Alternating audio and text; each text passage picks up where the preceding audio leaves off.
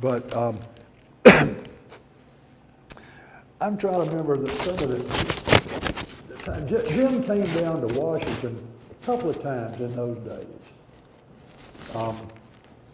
And the first time was he had done a book called The Second World War, which is a nonfiction work, big coffee table book of World War II art that he had written the prose for, which I think he was really proud of that.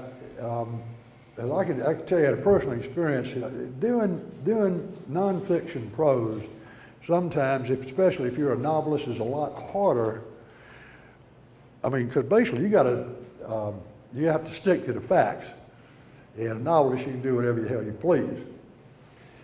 But Jim came down, and there was a big party that he had asked me to, the other people at the Georgetown Club, and General, I believe it was Frederick Wayne was there, big five-star general, and Jim had gotten to be real good friends with him, and I think he was right proud of the book, and the Wayans just adored Jim Jones.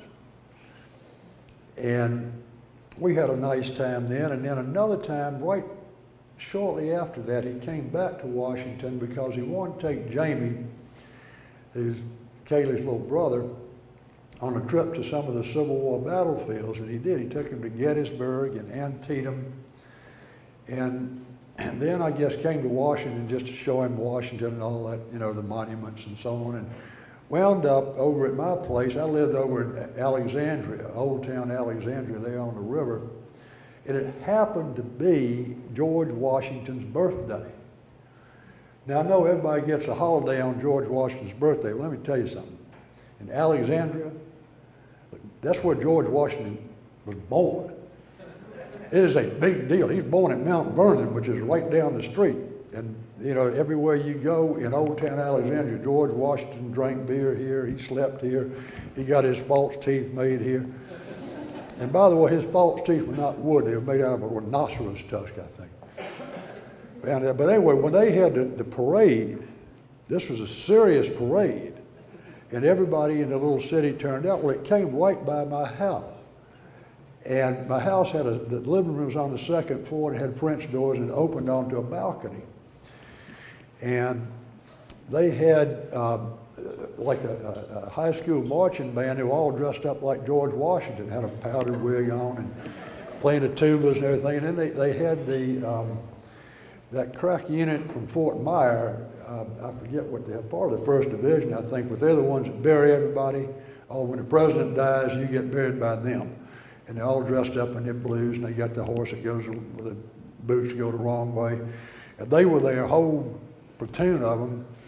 So it was a big deal. There were girls there, like I guess high school girls, selling these little American flags about this big. And they were like 50 cents or something, which, you know, today would be $5. But Jim said, well, get some of those flags. So we got, I don't know, there were 5 or 6 of us standing there with Jamie, and I think Willie Morris had come down, and me. We got little flags. I never will forget, Jim was having the best time. It was a warm day in February for a change. And the sun was shining, and there was a George Washington band going by, and all that carrying on. He had his little flag up there, waving it like everybody else. Had a good time at it. And it's just memories like that you know, you treasure, and it reminds you of, you know, something that's obviously long gone.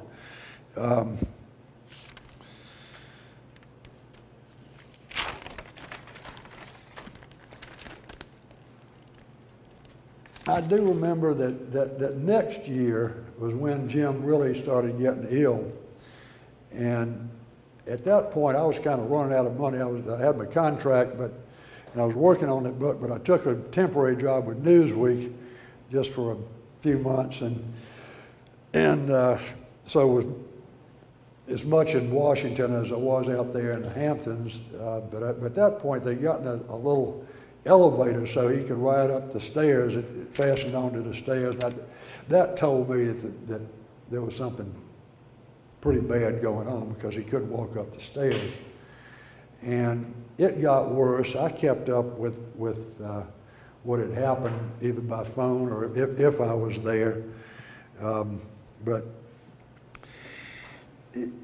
by that spring, it didn't look good. And I knew that Jim had been in the hospital and he'd gotten out. And when he got out, he always felt good once he got out, but only for a week or so. And these periods were being much more compressed, the bad periods now, they had been. And anyway, I remember I'd planned on going up to the island there. I knew they said he was dying. And I said, well, I don't know what, obviously no good I could do, but I just sort of wanted to be there and planned on going up on the weekend, and I got a call that he had passed away. I believe it was on a Thursday. And I just got in the car and drove, and wound up there the next morning. And, well, they were going to have a service which I thought was one of the loveliest services. Wasn't a funeral, it was a memorial. And Kaylee had a lovely speech. Some other people, Bill Starr spoke at it. But my job, such as it was to go get the bugler, because they wanted to play taps, like, well, not in a hokey way, but like, you know, Pruitt was a bugler and played taps, and they thought that'd be a touching way to end the service, and indeed it was. If somebody had called up, I think it was Teddy Kennedy's office, and said, we need a bugler. And the phone call came back, well, we got you a bugler. And they said, are you sure he's a good bugler?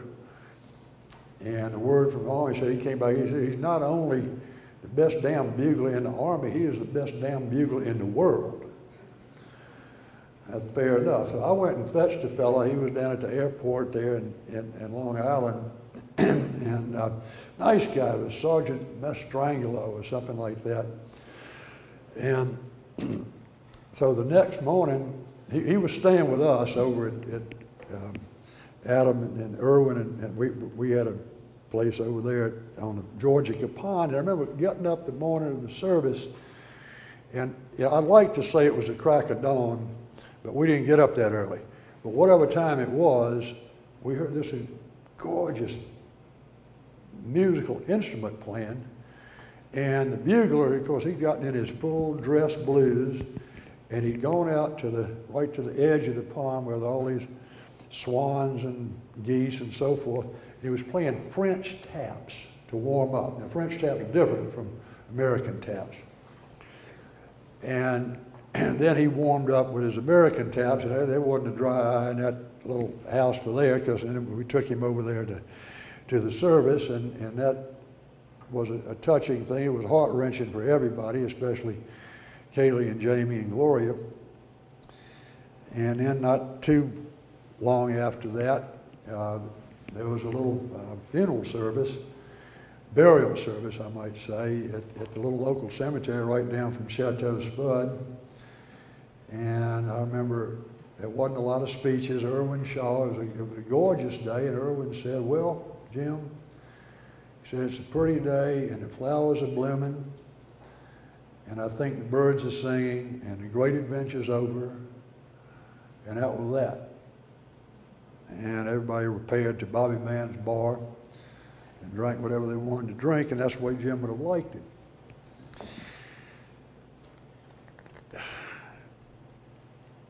And as I said, I dedicated that book of mine to Jim. I guess if he was looking down, it kind of got critically praised a little bit. He'd probably be happy that at least it wasn't a total piece of junk.